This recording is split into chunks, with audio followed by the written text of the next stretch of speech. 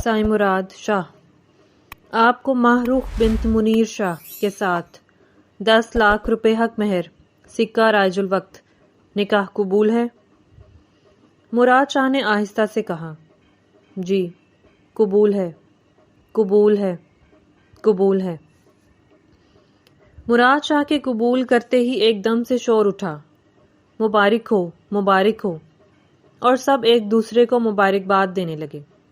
لیکن اس وقت آدھے چہرے خوشی سے کھل اٹھے تھے اور آدھے چہروں کے اوپر عجیب سی پریشانی اور گھبراہٹ پھیلی ہوئی تھی۔ خود مراد شاہ اس وقت بڑا مطمئن سا نظر آ رہا تھا، حالانکہ آج جو کچھ بھی یہاں پر ہوا تھا وہ اس کی مردانگی کے لیے ایک بہت بڑا تازیانہ تھا۔ لیکن مراد شاہ نے بروقت معاملے کو سنبھال لیا اور حالات کو اپنی مرضی کے رخ پر موڑ دیا۔ اس وقت اس کی دلہن اندر بیٹھی ہوئی تھر تھر کانپ رہی تھی، ماہروخ کے چہرے پر ہوائیاں بکھری ہوئی تھیں۔ وہ سوچ بھی نہیں سکتی تھی کہ قسمت اسے مراد شاہ کی خوابگاہ تک لے جائے گی۔ وہ تو اسے ایک ظالم اور جابر انسان سمجھتی تھی، اور جو مراد شاہ کا روپ اس نے دیکھا تھا وہ اسے خوف زدہ کرنے کے لیے کافی تھا۔ لیکن حیرانی کی بات یہ تھی کہ قسمت نے اسے ہی مراد شاہ کے نصیب میں لکھ دیا۔ وہ لڑکی جو کل تک مراد شاہ کو اپنا بہنوئی سمجھتی تھی، آج اسی کا نصیب بن گیا تھا۔ حالات نے ایسا پلٹا کھایا تھا کہ ماہروخ خود دنگ رہ گئی تھی۔ وہ جو اپنی بہن کی شادی میں اڑتی پھر رہی تھی، یہاں تک کہ اس نے بارات روکنے کی رسم بھی خود کی اور خوب نیک سمیٹا۔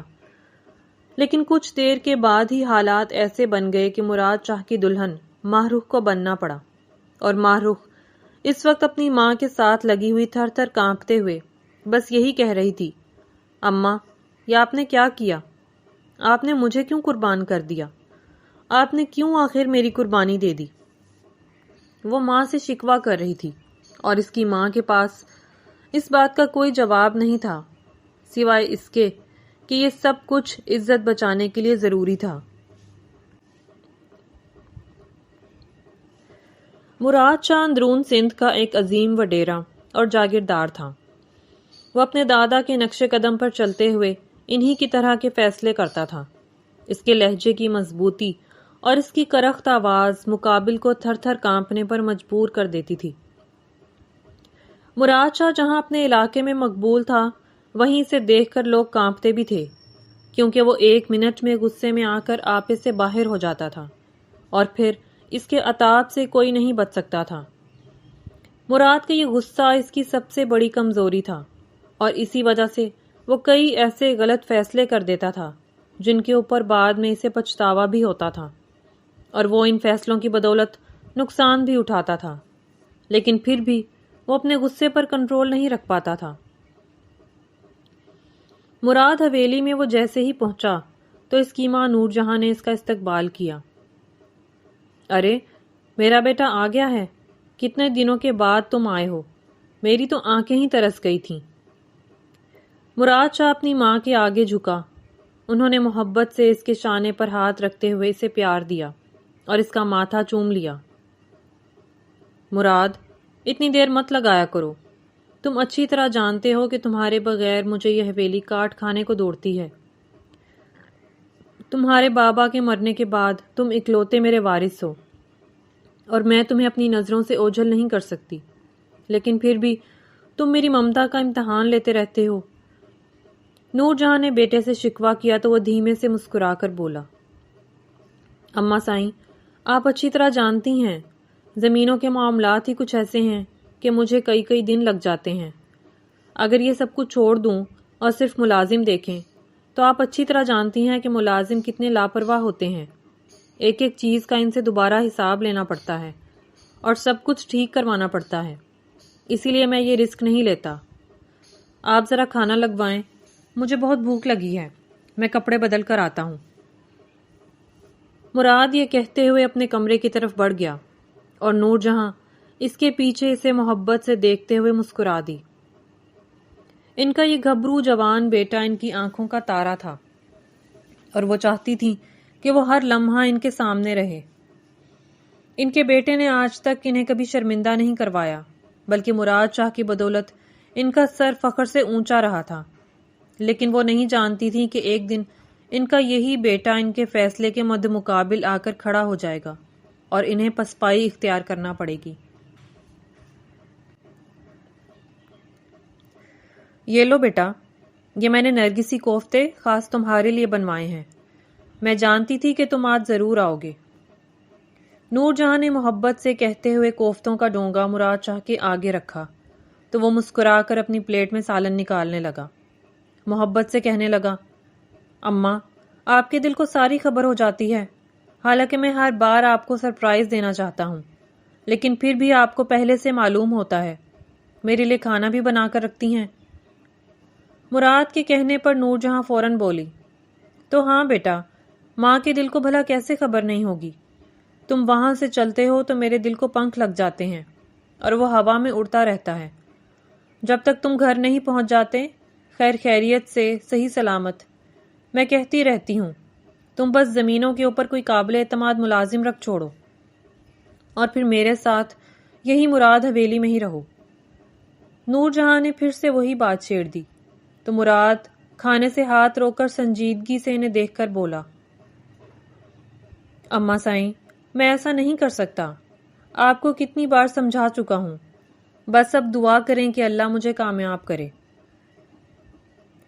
مراد کے سنجیدہ انداز کو محسوس کر کے نور جہاں بھی خاموش ہو گئیں، تبھی کچھ دیر کے بعد بولیں، مراد، پھر تم ایسا کرو، میری تنہائی دور کرنے کے لیے حویلی میں بہو لے آؤ، میں چاہتی ہوں کہ تمہاری شادی کر دی جائے۔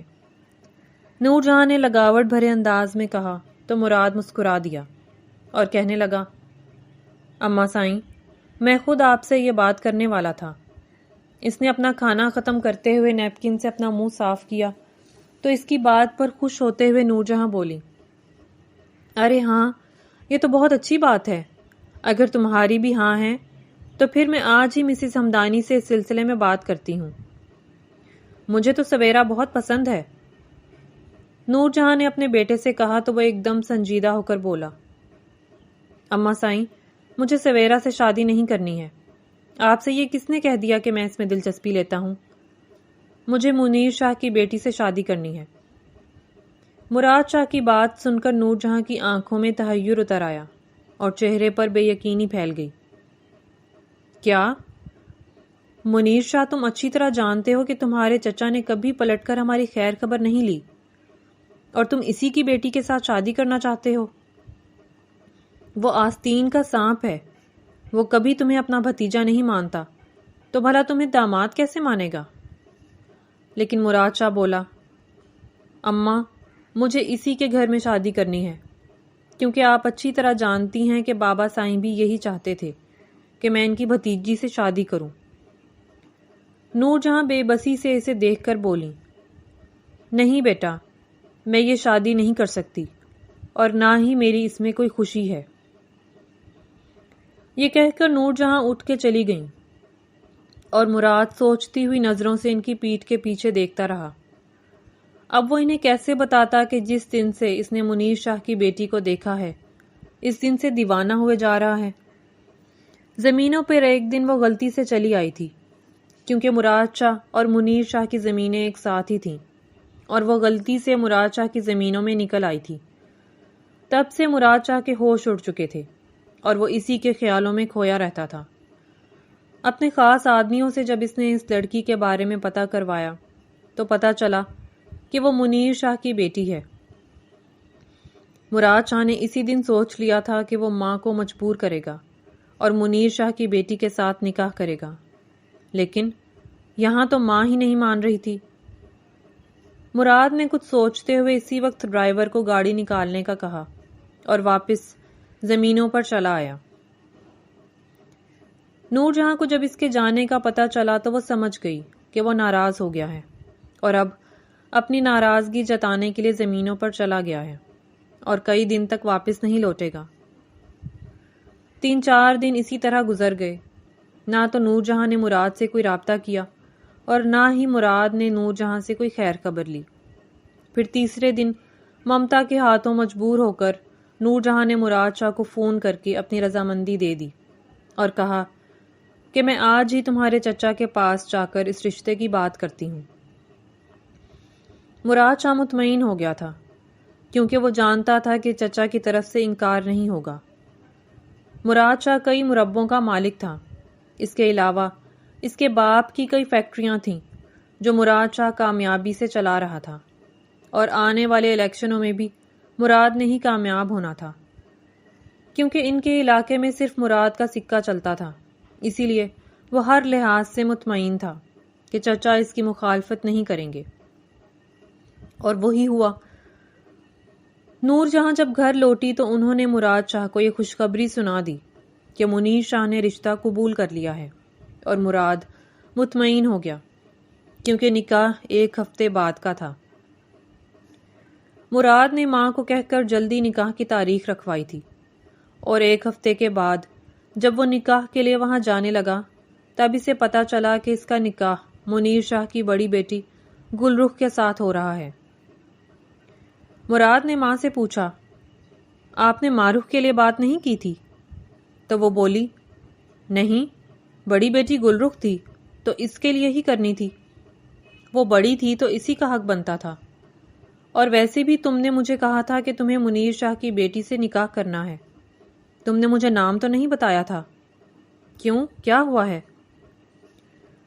نور جہاں نے اپنے ازلی تیکھے انداز میں جب مراد سے کہا تو وہ لب بھینچ کر ڈرائیو کرتا ہوا چلا گیا، لیکن وہاں پہنچ کر جب نکاح کا وقت قریب آیا تو پتا چلا کہ دلہن ہی غائب ہے۔ اس کے کمرے سے خط برآمد ہوا جس میں لکھا ہوا تھا، اماں ابا مجھے معاف کر دیجیے گا، میں مراد شاہ کے ساتھ نکاح نہیں کر سکتی، میں تو کسی اور کو پسند کرتی ہوں اور اسی سے شادی کرنا چاہتی ہوں، اور اب اس کے ساتھ اس گھر سے بھاگ رہی ہوں، آپ مجھے ڈھونڈنے کی کوشش مت کیجیے گا، میں خود آپ سے ملنے کے لیے آ جاؤں گی، مجھے اپنی دعاؤں میں یاد رکھیے گا، گل رخ۔ یہ خبر قیامت بن کر منیر ملک اور ان کی بیگم مہر النساء کے اوپر ٹوٹی تھی۔ منیر ملک اور مہر النساء دونوں پریشان تھے کہ اب کیا ہوگا، وہ مراد شاہ کو کیا جواب دیں گے کہ ان کی بیٹی نے بھری محفل میں ان کی ناک کٹوا دی۔ انہوں نے نور جہاں کو جب بلوایا اور ساری صورتحال کے بارے میں آگاہ کیا تو نور جہاں بھی جیسے دنگ رہ گئی تھی، لیکن مراد شاہ نے معاملے کو سمجھتے ہوئے انہیں کہا، آپ ایسا کیجئے کہ معروف کا نکاح مجھ سے کر دیجئے، اس طرح آپ کی بھی عزت رہ جائے گی اور میری بھی، میں بغیر دلہن کے بارات لے کر نہیں جا سکتا۔ یہ تجویز سب کو ہی پسند آئی اور اسی وقت گل رخ کی جگہ معروف کو دلہن بنا دیا گیا۔ وہ جو اس وقت اپنی بہن کی شادی میں اڑتی پھر رہی تھی، انجوائے کر رہی تھی اور اپنی سہیلیوں کے ساتھ گیت گا رہی تھی، اب خود دلہن بنی بیٹھی ہوئی تھی اور قسمت کی اس پلاننگ پر ششتر رہ گئی تھی۔ مراد شاہ کے بارے میں اس نے جو کچھ بھی سنا تھا وہ اچھا نہیں تھا۔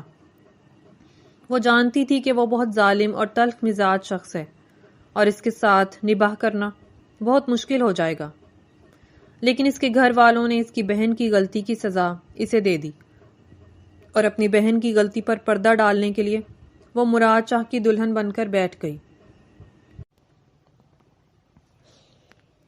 نکاح کے بعد مراد وہاں پر زیادہ دیر رکا نہیں اور جلد ہی رخصتی کروا کر واپس مراد حویلی چلا آیا۔ نور جہاں کا موڈ سخت آف تھا کیونکہ گل رخ نے جو کالک ان کے منہ پر ملی تھی وہ اسے منیر ملک کے چہرے پر دیکھنا چاہتی تھی، لیکن ان کے بیٹے نے ہی اسے دھو دیا تھا۔ اسی وجہ سے نور جہاں سخت بدمزہ ہوئی تھی اور حویلی آتے ہی سیدھے اپنے کمرے میں چلی گئیں۔ ملازموں نے سارے انتظامات دیکھے اور ماہروخ کو مراد شاہ کے کمرے میں پہنچا دیا جو پہلے ہی ہلکے گلابی رنگ کے پھولوں سے سجایا ہوا تھا۔ اس میں کہیں کہیں سفید للی اپنی بہار دکھا رہے تھے۔ ماہروخ نے کمرے میں داخل ہوتے ہی خوف زدہ نظروں سے چاروں طرف دیکھا۔ یا اللہ، اب میری حفاظت تیرے ذمے ہے، مجھے ہمت دینا۔ تبھی آنے والے وقت کے بارے میں سوچ کر اس نے جلدی سے لباس تبدیل کیا اور سونے کے لیے لیٹ گئی۔ چلو یار، اب میں گھر چلتا ہوں، بہت دیر ہو گئی ہے۔ مراد شاہ یہ کہتے ہوئے اٹھ کھڑا ہوا اس کے دوستوں نے اس کی شادی کی خوشی میں ڈیرے پر ایک خاص محفل کا اہتمام کیا ہوا تھا، جہاں پر پینے پلانے کے علاوہ مجرے کے لیے کچھ لڑکیاں بھی بلوائی گئی تھیں، اور یہ ملک کی نامور ڈانسر تھیں جن کا مجرا لاکھوں میں دیکھا جاتا تھا۔ اور مراد شاہ کے دوست اس وقت ڈیرے پر موجود ہوش و خرد سے بیگانہ ان لڑکیوں کے مجروں سے لطف اندوز ہو رہے تھے۔ تبھی مراد شاہ نے جب وقت کو دیکھا تو اسے دیر ہونے کا اندازہ ہوا۔ وہ اٹھ کھڑا ہوا اور حویلی جانے کے لیے ڈیرے سے نکل آیا۔ تقریباً آدھے گھنٹے کی ڈرائیو کے بعد جب وہ حویلی پہنچا تب تک سارے ملازم سو چکے تھے۔ وہ اپنے کمرے کی طرف بڑھا۔ اس کے ذہن میں بہت سارے خوشکن خیالات تھے اور اس رات کے حوالے سے اس نے کچھ خاص سوچ رکھا تھا۔ وہ اپنے کمرے میں جب آیا تو سامنے ہی بیڈ پر سوئی ہوئی ماہ پر نظر پڑی۔ وہ جو یہ تصور بنا کر کمرے میں آیا تھا کہ ماہ دلہن بنی اس کا انتظار کر رہی ہوگی، اس وقت اسے سویا ہوا دیکھ کر اس کا دماغ ہی گھوم گیا۔ سارے خوشکن خیالات بھاپ بن کر اڑ گئے۔ تبھی وہ ایک دم سے اس کے قریب آیا اور ایک جھٹکے سے اس کے اوپر جھک کر اس نے اپنی محبتوں کی شدت اپنے ہونٹوں سے اس کے ہونٹوں میں منتقل کی۔ جو اس وقت سونے کا ناٹک کر رہی تھی ہلکا سا کسمسا کر اٹھ بیٹھی اور بولی، سائیں پلیز، مجھے کچھ وقت چاہیے، ابھی نہیں پلیز۔ لیکن مراد شاہ کے چہرے پر تو اس وقت جنون سوار ہو چکا تھا۔ وہ ماہ کے خوفزدہ چہرے کو دیکھتے ہوئے بولا، باتھ روم میں جو لٹکا ہوا ہے اسے پہن کر آؤ۔ ماروخ ابھی۔ وہ اس کی آنکھوں میں اترتی وحشت اور ناراضگی کو محسوس کر چکی تھی، لیکن انکار کرنے ہی والی تھی۔ تبھی مراد شاہ نے اس کا ہاتھ پکڑ کر اسے بستر سے اٹھا دیا۔ وہ آہستہ آہستہ قدم اٹھاتے ہوئے باتھ روم کی طرف بڑھ گئی۔ باتھ روم میں اس نے جب گہرے گلے والی سلیو لیس سیاہ رنگ کی شارٹ نائٹی دیکھی تو اس کا دماغ ہی گھوم گیا۔ باتھ روم سے ہی آواز دے کر بولی، سائیں یہ تو بہت شارٹ ہے، میں یہ نہیں پہنوں گی، اس طرح کا لباس میں نہیں پہنتی۔ مراد شاہ غصے سے دھاڑا، تمہیں تمہارا شوہر حکم دے رہا ہے، تم یہی لباس پہن کر اب باہر نکلو گی، ورنہ باتھ روم کے اندر بند رہو۔ مراد شاہ کے غصے کو محسوس کرتی ہوئی وہ فوراً نائٹی تبدیل کرنے لگی، کیونکہ اس سے کچھ بعید نہیں تھا کہ وہ باتھ روم باہر سے ہی لاک کر دیتا اور معروف کو ساری رات وہیں پر گزارنا پڑتی اور پھر اس کے غصے کا بھی عتاب سہنا پڑتا۔ وہ خاموشی سے لباس تبدیل کرتی ہوئی جھجکتے ہوئے کبھی اپنے سینے کو چھپاتی اور کبھی بازوؤں کو ڈھکنے کی کوشش کرتے ہوئے باہر نکل آئی۔ مراد شاہ نے گہری نظر اس کے نوخیز وجود پر ڈالی۔ اس کا دودھیا بدن اس سیاہ نائٹی میں سے جھلک رہا تھا۔ مراد کی نظروں کی حدت محسوس کر کے ماہروخ کپ کپا گئی۔ تبھی وہ جو بیڈ پر بیٹھنے والی تھی مراد کی آواز سن کر رک گئی، جو اسے اپنی تھائی پر بیٹھنے کا کہہ رہا تھا۔ جی سائیں، میں… تو مراد شاہ بولا، ہاں تمہاری سزا یہی ہے کہ تم یہاں پر میری تھائی پہ آ کے بیٹھو، اور آج سب کچھ تم کرو گی، تم مجھے خوش کرو گی۔ مراد شاہ نے بڑے صفاق سے لہجے میں ایسا کہا تو وہ کانپ اٹھی۔ گھبرائے ہوئے انداز میں وہ اس کے قریب آئی اور ڈرتے ڈرتے اس کی تھائی پر بیٹھنے کی کوشش کی۔ تبھی مراد شاہ نے اس کے ریشمی بالوں میں انگلیاں پھنسا کر اس کے چہرے کو اپنے قریب کرتے اس کے مخملی ہونٹوں پر جھک گیا اور اس کے وجود کی گرمی کو محسوس کرتے ہوئے اپنے بھڑکتے ہوئے جذبات کو آزاد چھوڑ دیا اور محبت کے بہاؤ میں بہتا چلا گیا۔ اگلی صبح جب ماروخ سو کر اٹھی تو اپنے برابر میں سوئے ہوئے مراد شاہ پر اس کی نظر پڑی۔ وہ کتنی ہی دیر اس کے چہرے کی طرف دیکھتی رہی۔ وہ سمجھ نہیں پا رہی تھی کہ یہ شخص نرم مزاج ہے یا پھر سخت، ظالم ہے یا پھر مہربان۔ رات اس کا رویہ پہلے تو ظالم انسان جیسا لگا جو حکومت کرنا جانتا ہو اور اپنے حکم پہ چلانا جانتا ہو، اور پھر وہ اس پر اتنا مہربان ہو گیا کہ محبت نچھاور کرتا رہا۔ وہ شخص جسے اس کی بہن نے ٹھکرا کر کسی اور کا ہاتھ تھام لیا، اس کے لیے ایک بہترین ہم سفر ثابت ہوا۔ ماہروخ اسے دیکھ کر محبت سے سوچتی رہی۔ کل تک جسے وہ اپنا بہنوئی مانتی تھی اور اسی حوالے سے اس سے چھیڑ چھاڑ کرتی رہتی تھی، اب آج وہ اسی کے ساتھ ایک نئے رشتے میں بندھ گئی تھی۔ انجانے میں اس نے اپنی بہن کا شکریہ ادا کیا اور بولی، آپی، تمہاری وجہ سے آج مجھے یہ شخص نصیب ہوا ہے۔ لوگ اسے بہت ظالم مانتے ہیں، اس کے غصے کی مثالیں دیتے ہیں اور اس کے آگے کانپتے ہیں، لیکن میرے لیے تو یہ ایک مہربان بادل جیسا ہے جس نے مجھے اس محبت سے سیراب کر دیا۔ ماہ رخ اسے سوچتی ہوئی اٹھ کھڑی ہوئی اور باتھ روم میں فریش ہونے کے بعد جب اس نے الماری سے ایک ہلکے رنگ کے سوٹ کا انتخاب کیا تب تک مراد شاہ کی بھی آنکھ کھل چکی تھی۔ اس نے ماہ رخ کے گیلے بالوں کو دیکھا تو اشارے سے اسے اپنے قریب بلایا۔ وہ جھجکتی ہوئی، شرماتی ہوئی اس کے قریب آ کر بیٹھی تو وہ اس کے بالوں میں اپنا چہرہ چھپا کر بولا، مراد شاہ کی جان، تمہیں میری زندگی میں پہلی صبح مبارک ہو۔ مراد شاہ نے یہ کہتے ہوئے اس کے بال پشت سے ہٹائے اور اس کی گردن پر ایک شوخ جسارت کی۔ ماہ رخ اپنے آپ میں سمٹ سی گئی، اس کی محبت کے آگے جیسے پگھل سی گئی۔ تبھی وہ اس کی خوشبو کو محسوس کرتا ہوا اسے اپنے اوپر گرا چکا تھا۔ اس کی بڑھتی ہوئی جرت سے پریشان ہوتے ہوئے وہ بولی، سائیں، باہر اماں انتظار کر رہی ہوں گی، اتنی دیر کمرے میں رہنا مناسب نہیں۔ اس کی بات سن کر مراد شاہ نے کہکہا لگایا اور بولا، اماں کو پتا ہے کہ ان کا بیٹا بہت رومانٹک ہے، اور ویسے بھی آج ہماری شادی کی پہلی صبح ہے، کوئی کچھ نہیں کہے گا۔ جب تک میں نہیں کہوں گا تم کمرے سے باہر نہیں جاؤ گی۔ مراد شاہ نے یہ کہتے ہوئے اسے اپنے ساتھ لپٹا لیا اور اس پر اپنی محبتیں نچھاور کرنے لگا۔ ماہ رخ کب تک اس کی محبت پر بند باندھتی، وہ بھی محبت کے اس بہتے ہوئے دریا میں اس کے ساتھ بہتی چلی گئی۔ وہ اپنے ولیمے کے لیے تیار ہو رہی تھی۔ اس کی گردن پر 2-3 جگہ پر مراد شاہ کی محبتوں کے نشان ثبت تھے۔ پالر والی شوخ نظروں سے اسے دیکھتے ہوئے بولی، آپ کے ہسبینڈ بہت رومانٹک ہیں؟ تو وہ مسکرا دی اور شرما کر سر جھکا دیا۔ اتنی دیر میں مراد شاہ اندر آیا۔ اس نے مسکراتے ہوئے جب اسے آئینے میں دیکھا تو دیکھتا ہی رہ گیا۔ پالر والی کو اشارہ کر کے اس نے کمرے سے باہر نکالا اور اس کے پیچھے آ کر کھڑا ہو گیا۔ تم اتنی ہی خوبصورت ہو یا پھر صرف مجھے لگتی ہو؟ مراد شاہ کی شوخ نظریں آئینے میں ماہ رخ کو دیکھ رہی تھیں اور وہ شرماتے ہوئے سر جھکا کر بولی، یہ تو صرف آپ کی نظروں کا کمال ہے سائیں، ورنہ میں تو کسی قابل بھی نہیں۔ ماہ رخ کی بات سن کر مراد شاہ نے اس کے کندھے پر ہاتھ رکھے اور اس کے سر پر ایک بوسہ دیتے ہوئے بولا، نہیں، تم بہت خاص ہو، یہ بات تم مجھ سے پوچھو۔ مراد شاہ کے لہجے میں ایک جذب تھا، ایک محسوس کی جانے والی محبت تھی۔ اس کی آنکھیں انوکھی داستانیں سنا رہی تھیں۔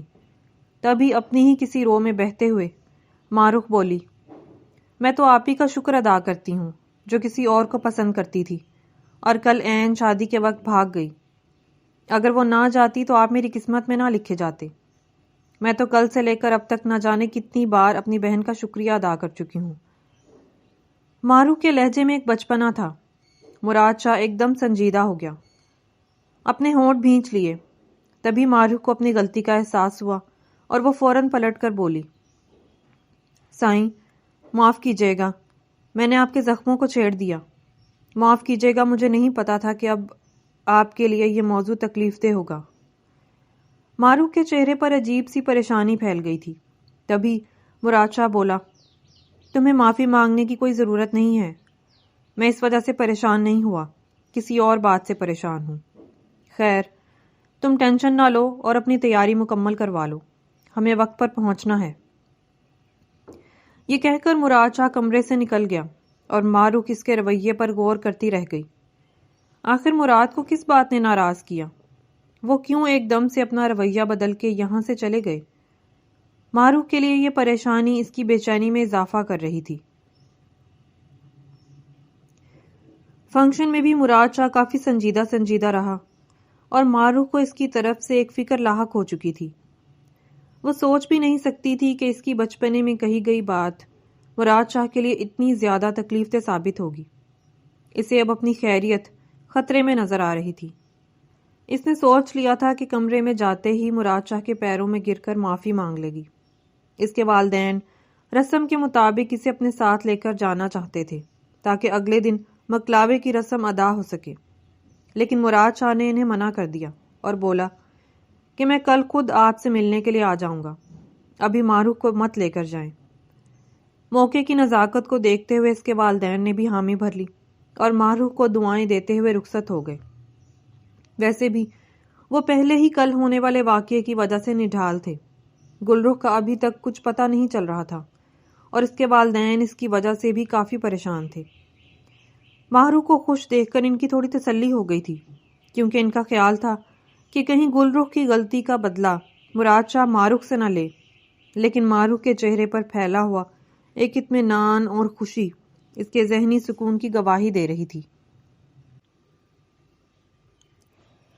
ماہ رخ اپنے کمرے میں آ گئی، لباس تبدیل کیے بغیر اسی طرح سجی سنوری وہ مراد شاہ کا انتظار کرنے لگی، کیونکہ کل اس سے جو گستاخی ہو چکی تھی وہ آج اس کا ازالہ کرنا چاہتی تھی۔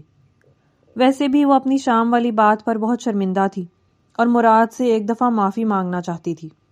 اسی لیے جیسے ہی مراد کمرے میں آیا تو ماہ رخ کو دیکھ کر ٹھٹک سا گیا۔ ایک کھوئی ہوئی کیفیت میں وہ اس کی طرف بڑھا اور بولا، میں کتنا خوش قسمت ہوں کہ تم میری زندگی میں ہو۔ یہ کہتے ہوئے اس نے ماہ رخ کو اپنے ساتھ لگایا اور اس کے ہونٹوں پر ایک شوق سی جسارت کی۔ ماہ رخ اس کی قربت میں محبت سے شرما دی۔ اسے اس کی قربت اچھی لگنے لگی تھی۔ تبھی آہستہ سے بولی، سائیں، میں نے شام کو آپ کو پریشان کر دیا، مجھے معاف کر دیں۔ اس کے چہرے پر معصومیت پھیلی ہوئی تھی اور لہجے میں فکر تھی۔ مراد شاہ نے سنجیدگی سے کہا، نہیں میری جان، میں تم سے ناراض نہیں ہوں، بلکہ میں تمہیں کچھ بتانا چاہتا ہوں۔ مراد شاہ نے ایک دم فیصلہ کرتے ہوئے کہا تو ماہ رخ اس کی طرف متوجہ ہوئی اور بولی، کہیے سائیں، کیا کہنا ہے؟ تبھی جو کچھ مراد شاہ نے اسے کہا وہ سن کر اس کے حواس اڑ گئے۔ وہ حیرت سے پھٹی ہوئی نگاہوں سے اسے دیکھتی رہی اور پھر جب وہ بولی تو اس کے لہجے میں پتھروں جیسی سختی تھی، مراد شاہ، مجھے ابھی اور اسی وقت منیر حویلی چھوڑ دیں۔ اس کا یہ روپ دیکھ کر مراد شاہ بھی دنگ رہ گیا۔ وہ سوچ بھی نہیں سکتا تھا کہ وہ چھوٹی سی 17 سالہ لڑکی جو ایک کمزور نازک سی لڑکی تھی، وہ ایک دم سے اتنا سخت فیصلہ کرے گی۔ مراد نے اسے کچھ کہنا چاہا تو اس نے فوراً ٹوک دیا اور وہ بولی، ہرگز نہیں، میں اس وقت کچھ بھی سننے کے موڈ میں نہیں ہوں، مجھے فوراً منیر حویلی بھجوا دیں ورنہ میں خود چلی جاؤں گی۔ یہ کہہ کر اس نے اسی حالت میں کمرے سے باہر قدم بڑھا دیے۔ مراد بے بسی سے اسے دیکھ کر رہ گیا۔ وہ شام سے گلٹ میں تھا اور اب اس نے اپنا وہ گلٹ ختم کر دیا، لیکن ماہ رخ اس کی زندگی سے جا چکی تھی۔ مراد نے اپنا سر دونوں ہاتھوں میں تھام لیا۔ یہ مجھ سے کیا ہو گیا؟ مجھے ایسا نہیں کرنا چاہیے تھا۔ وہ پچھتاتے ہوئے یہی سوچ رہا تھا، لیکن وقت اس کے ہاتھوں سے پھسل گیا تھا۔ تم یہاں اس وقت؟ سب خیریت تو ہے بیٹا؟ حویلی میں ماہ رخ کو آدھی رات کو جب آتا ہوا دیکھا گیا تو اس کی ماں فوراً پریشان ہو کر بولی اور اس سے پوچھنے لگی۔ ماہ رخ جو کب سے اپنے اوپر ضبط کے بندھن باندھ کر بیٹھی ہوئی تھی، ایک دم سے جیسے ٹوٹ کر بکھر گئی اور ماں کو روتے ہوئے ساری بات بتا دی، جسے سن کر وہ خود بھی شوق رہ گئی اور بولی، کیا تم سچ کہہ رہی ہو؟ ہاں ماں، میں سچ کہہ رہی ہوں۔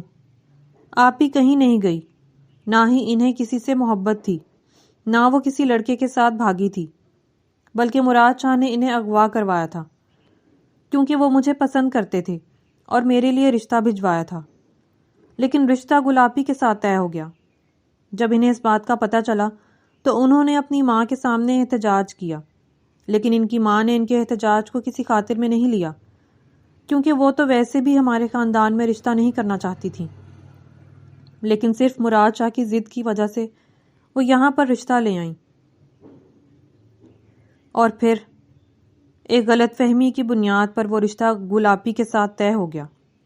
مراد کو اور تو کچھ سمجھ نہیں آیا، اس نے گل آپی کو ہی اغوا کروا لیا اور ان کی طرف سے ایک لیٹر لکھ کر کمرے میں رکھ دیا۔ سب کو یہی لگا کہ گل آپی اپنی مرضی سے بھاگی ہیں اور کسی لڑکے کی محبت میں انہوں نے یہ قدم اٹھایا ہے، جبکہ ایسا کچھ بھی نہیں ہے۔ یہ سب کچھ مراد شاہ کا کیا دھرا ہے اور اس نے ہی گل آپی کو اغوا کروایا تھا تاکہ مجھ سے شادی ہو سکے۔ اسے معلوم تھا کہ دونوں خاندان اپنی اپنی عزت بچانے کے لیے یہ قدم ضرور اٹھائیں گے۔ مراد شاہ کی پلاننگ کامیاب رہی اور وہ مجھے حاصل کرنے میں کامیاب ہو گیا، لیکن گل آپی کی جو بدنامی ہوئی، ہمارے خاندان کی جو بدنامی ہوئی، وہ بہت زیادہ ہے۔ میں سب کچھ جانتے ہوئے مراد شاہ کے ساتھ نہیں رہ سکتی۔ ماہ رخ نے اپنی ماں کو ساری بات بتاتے ہوئے آخر میں اپنا فیصلہ سنا دیا۔ یہ سب کچھ منیر شاہ نے بھی سن لیا اور وہ ایک دم غصے سے بولے، آخر اس کی جرت کیسے ہوئی میری بیٹی کے ساتھ یہ سب کچھ کرنے کی؟ میں اسے زندہ نہیں چھوڑوں گا۔ یہ کہتے ہوئے منیر شاہ غصے میں حویلی سے باہر نکل گئے۔ ماہ رخ کے تو ہاتھ پیر پھول گئے۔ وہ ماں کی طرف مڑی اور بولی، اماں پلیز بابا کو روکیں، وہ مراد کے پیچھے جا رہے ہیں، ہمیں مراد کے ساتھ بیٹھ کر بات کرنی چاہیے۔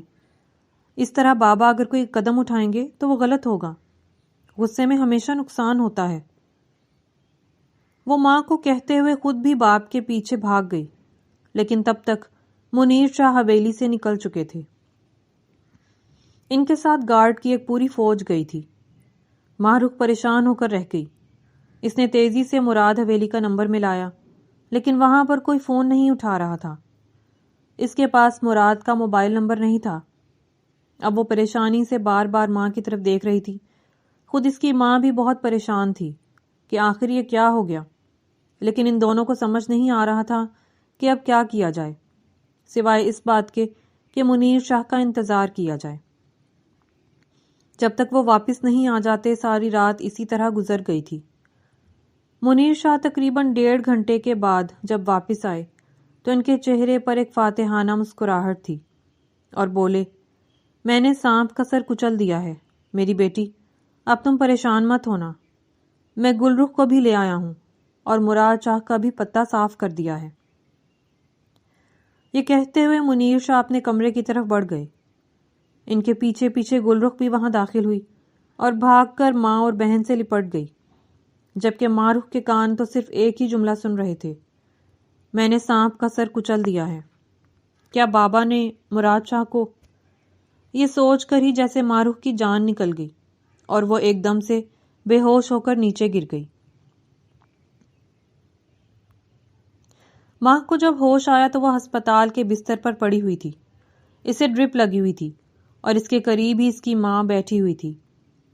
ماہ رخ نے آہستہ سے پکارا، ماں، تو وہ ایک دم چونک کر اٹھیں اور تیزی سے اس کے قریب آئیں۔ میری بچی اب تو کیسی ہے؟ وہ فوراً بولی، ماں، مراد شاہ۔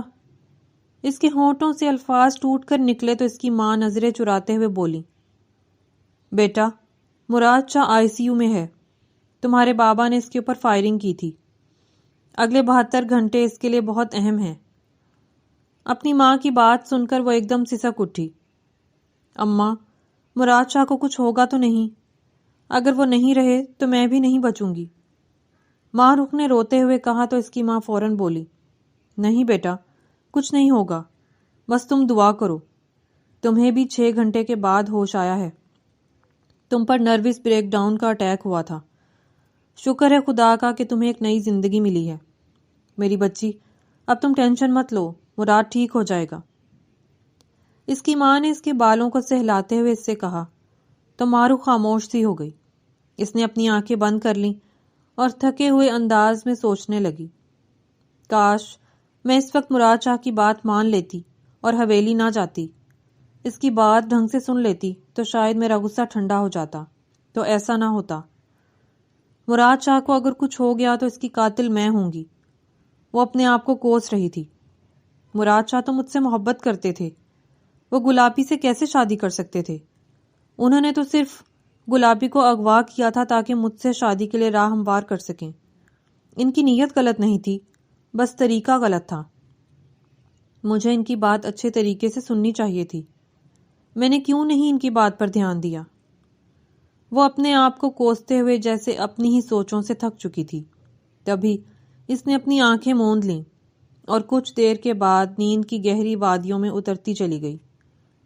شاید دوائیوں کا اثر تھا یا پھر وہ واقعی تھک گئی تھی، لیکن کچھ بھی تھا، وہ اس وقت ہوش سے بیگانہ ہو چکی تھی۔ منیر شاہ، آپ کو مراد شاہ کے اقدام قتل کے جرم میں گرفتار کیا جاتا ہے۔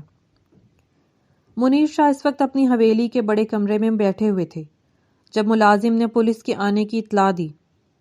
انہوں نے اسے اندر بلا لیا، لیکن ان کو اس بات کی بالکل امید نہیں تھی کہ پولیس انہیں گرفتار کرنے کے لیے آئی ہے۔ یہ سن کر وہ پریشان سے ہو گئے، لیکن اپنی پریشانی ظاہر کیے بنا بولے، آپ کے پاس کیا ثبوت ہے؟ کیا آپ کے پاس اریسٹ وارنٹ ہے؟ اور میرے خلاف کس نے کمپلین کی ہے؟ منیر شاہ نے ایک تنفر کے عالم میں پوچھا تو انسپکٹر بولا، منیر شاہ، آپ کے خلاف آپ کی بھاوج نور جہاں شاہ نے کمپلین کی ہے اور ثبوت بھی ہمارے پاس موجود ہیں۔ باقی رہا اریسٹ وارنٹ تو وہ بھی ہمارے پاس ہے۔ آپ ہمارے ساتھ چلیے، تعاون کریں گے تو ہم بھی آپ کے ساتھ تعاون کریں گے۔ انسپکٹر کی بات سن کر منیر شاہ ایک لمحے کے لیے پریشان ہو گئے، تاہم بولے، میں پہلے اپنے وکیل کو فون کر لوں، پھر آپ کے ساتھ چلتا ہوں۔ انسپکٹر آگے بڑھا اور بولا، آپ تھانے چل کر وکیل کو فون کر لیجئے گا۔ یہ کہتے ہوئے اس نے منیر شاہ کا ہاتھ تھاما اور حویلی سے نکلتا چلا گیا۔ وہ منیر شاہ جو اپنے تنفر اور غرور کی وجہ سے اپنے علاقے میں سخت ناپسند کیے جاتے تھے اور جن سے ان کے کمی کمین کانپتے تھے، کیونکہ منیر شاہ بہت زیادہ ظالم شخص تھا۔ اس نے اپنی ایک نجی جیل بھی بنا رکھی تھی جہاں پر وہ اپنی مرضی کی سزائیں دیتا تھا، اور علاقے کے لوگوں میں سے جب کوئی غائب ہو جاتا تھا تو کوئی زبان نہیں کھول پاتا تھا، کیونکہ سب جانتے تھے کہ یہ کام منیر شاہ کا ہی ہے اور وہ بندہ اس کی نجی جیل میں ہی قید ہوگا۔ لیکن لوگ کانپتے تھے، ڈرتے تھے، کیونکہ منیر شاہ نے اپنے علاقے کی بہت ساری زمینوں پر قبضہ کر رکھا تھا اور ان زمینوں پر انہی کے مالکوں کو ٹھیکے دے کر ان سے کام کرواتا تھا۔ اس کے ظلم کی کوئی حد نہیں تھی، اور آج اللہ نے ظالم کی رسی کھینچ لی تھی اور اسے اسی جگہ سے اریسٹ کر کے لے جایا جا رہا تھا جہاں پر وہ سر اٹھا کر چلتا تھا اور زمین اس کے غرور سے کانپتی تھی۔ معروف بیٹا، تم گھر چلی جاؤ، تمہاری اپنی حالت بھی کچھ ٹھیک نہیں ہے، ڈاکٹر نے تمہیں ریسٹ کرنے کے لیے کہا ہے، اس حالت میں کب تک یہاں پر بیٹھی رہو گی؟ مارو ہوش میں آتے ہی مراد شاہ کے پاس چلی آئی تھی۔ وہ اس وقت ICU میں تھا اور اس کی حالت ابھی بھی ٹھیک نہیں تھی، جبکہ اس کی ماں اس کی حالت سے فکر مند ہوتی ہوئی بار بار اسے گھر جانے کا بول رہی تھی۔ تبھی معروف بولی، نہیں ماں، جب تک مراد شاہ کو ہوش نہیں آ جاتا میں یہاں سے نہیں جاؤں گی۔ میں ان سے معافی مانگنا چاہتی ہوں، میری وجہ سے آج وہ اس حال میں پہنچے ہیں۔ اگر اس دن میں اپنے غصے کو کنٹرول میں کر لیتی اور ان کی بات سن لیتی تو شاید یہ سب کچھ نہ ہوتا۔ یہ سب کچھ میری وجہ سے ہوا ہے۔ وہ اپنے آپ کو جیسے پیٹنے لگی تھی۔ تبھی اتنی دیر میں نور جہاں وہاں پر چلی آئی۔ معروف کو وہاں پر بیٹھے دیکھا تو غصے سے بولی، اے لڑکی، تم یہاں پر کیا کرنے آئی ہو؟ جاؤ یہاں سے۔ میرے بیٹے کو اس حال تک پہنچا کر تمہیں سکون مل گیا نا؟ اسی وجہ سے میں تمہارے ساتھ اس کا رشتہ نہیں کرنا چاہتی تھی۔ میں منیر خاندان کو منہ ہی نہیں لگانا چاہتی تھی، لیکن میرے بیٹے نے نہ جانے تم میں کیا دیکھ لیا کہ تمہارا دیوانہ ہو گیا، اور اس کے بعد اس نے مجھے ضد کر کے تمہارے گھر رشتہ لینے کے لیے بھیجا تھا۔ کاش میں اس کی بات نہ مانتی تو آج وہ اس حال میں نہ ہوتا۔ نور جہاں روتے ہوئے مراد شاہ کی حالت دیکھ کر بولی تو ماہرو ایک دم ان سے معافی مانگنے لگی اور بولی، اماں سائیں، آپ مجھے معاف کر دیں، یہ سب کچھ میری وجہ سے ہوا ہے۔ بس ایک بار مراد سائیں ہوش میں آ جائیں تو میں ان سے معافی مانگ لوں گی، پھر مجھے بھی سکون ہو جائے گا۔ جبکہ نور جہاں نے اسے کہا، تم یہاں سے دفع ہو جاؤ، میں تمہاری شکل بھی نہیں دیکھنا چاہتی، اور نہ ہی اب مراد شاہ کو تمہاری شکل دیکھنے دوں گی۔ میرا بیٹا ضرور ہوش میں آئے گا، وہ مجھے یوں اکیلا چھوڑ کر نہیں جا سکتا۔ نور جہاں معروف سے بولی تو وہ چپ سی ہو گئی۔ اس کا وہاں سے ہٹنے کو دل نہیں چاہ رہا تھا، لیکن نور جہاں کے غصے کی وجہ سے وہ باہر کوریڈور میں آ کر بیٹھ گئی۔ اسے صرف مراد کی سلامتی عزیز تھی اور وہ اس کے ہوش میں آنے کا ہی انتظار کر رہی تھی۔ ایک رات کی قربت نے ہی اسے اس بات کا احساس دلا دیا تھا کہ اس کی زندگی میں مراد کی اہمیت کیا ہے، اور وہ مراد کے بغیر کچھ بھی نہیں۔ 24 گھنٹوں سے بھی کم وقت میں مراد کی محبت اس کے دل میں ایسے پنجے گاڑ چکی تھی کہ اب مراد کی یہ تکلیف اسے اپنی روح پر محسوس ہو رہی تھی اور ماروخ اپنے دیوتا کی داسی بنتی جا رہی تھی۔ مراد شاہ کو ہوش آ گیا تھا اور ماروخ کی تو جیسے جان میں جان آ گئی۔ اس نے بے ساختہ ہسپتال کے کوریڈور کے فرش پر سجدہ کیا اور اللہ کا شکر ادا کیا۔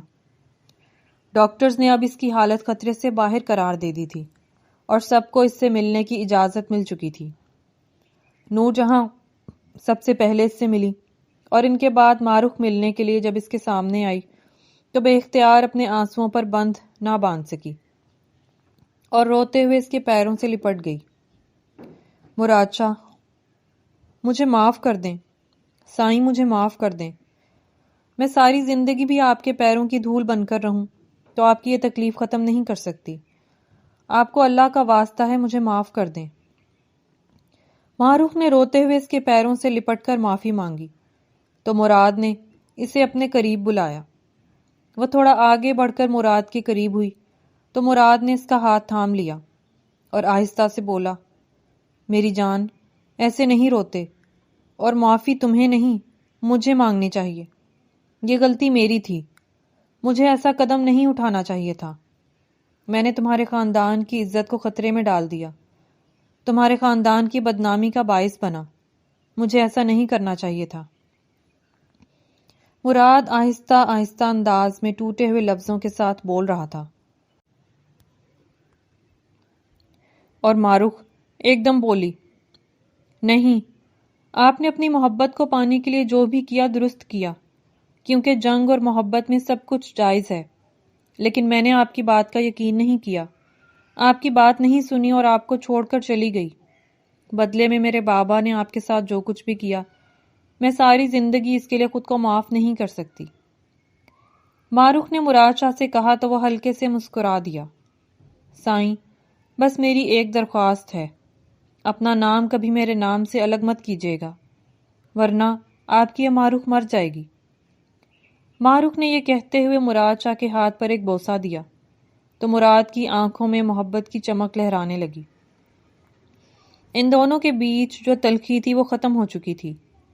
مراد کی اس حالت نے ماروخ کو بھی اس بات کا یقین دلا دیا تھا کہ اس کی زندگی مراد کے بغیر نامکمل ہے۔ مراد کو ہسپتال سے ڈسچارج ہوئے 8 دن ہو چکے تھے اور اس دوران ماروخ نے ایک لمحے کے لیے بھی اسے تنہا نہیں چھوڑا تھا۔ وہ اس کے سرہانے بیٹھی رہتی، اسے دوا کھلاتی، اس کے زخموں پر مرہم لگاتی، اپنے ہاتھوں سے اسے سوپ پلاتی، اس سے باتیں کرتی۔ اس کی معصوم باتیں سن کر مراد شاہ ہنستا رہتا اور محبت سے اسے دیکھتا رہتا۔ ان دونوں کے بیچ محبت کا رشتہ اور گہرا ہو گیا تھا۔ تبھی ایک دن ماروخ بولی، مراد شاہ، مجھے آپ سے کچھ بات کرنی ہے، لیکن آپ مجھے غلط مت سمجھیے گا، بس میری بات ایک بار سن لیں۔ مراد فوراً بولا، کہو میری جان، تمہیں کیا کہنا ہے؟ جو کہنا چاہتی ہو بلا جھجک بول دو۔ مراد کی حوصلہ دلانے پر وہ بولی، مراد شاہ، میرے والد اب عمر کے اس حصے میں ہیں کہ وہ جیل میں نہیں رہ سکتے۔